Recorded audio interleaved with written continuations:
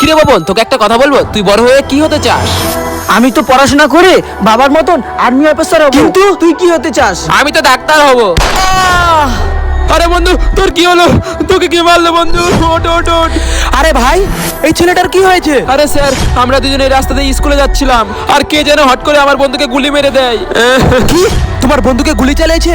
কিন্তু কে গুলি চালিয়েছে তাকে তুমি দেখেছো? না স্যার, তাকে তো আমি দেখিনি, কিন্তু গুলির আওয়াজটা ওই দিক থেকে আসছিল। তোমার বন্ধু তো মরে গেছে, কিন্তু তুমি এখানে থাকো, আমি ওই দিক থেকে দেখে আসি তোমার বন্ধুকে কে মেরেছে। বন্ধু রে, এখানে তো আশেপাশে কেউ নেই, আমি তো এখানে কাউকে দেখতে পাচ্ছি না, পুরো জায়গাটাই ফাঁকা। আরে ভাই, ওখানে আমি সব জায়গা দিয়ে দেখেছি, কিন্তু আমি কাউকে পাইনি। চলো তোমার ভাইকে নিয়ে যাই। হ্যাঁ, চলো।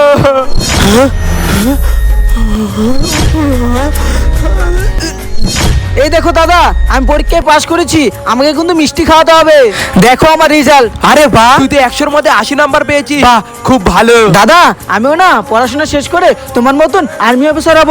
আরে ভাই হ্যাঁ, তুই একদিন ঠিকই আর্মির চাকরি পাবি, কিন্তু একটা কথা সবসময় মনে রাখবি, ভালো করে পড়াশোনা করে পরীক্ষা দিবি, কারোরটা দেখবি না, আর কোনোদিন টুকলি করবি না, কারণ তুই নিজের যোগ্যতায় জিতেই তুই আর্মির ইউনিফর্ম পরবি। হ্যাঁ দাদা। ভাই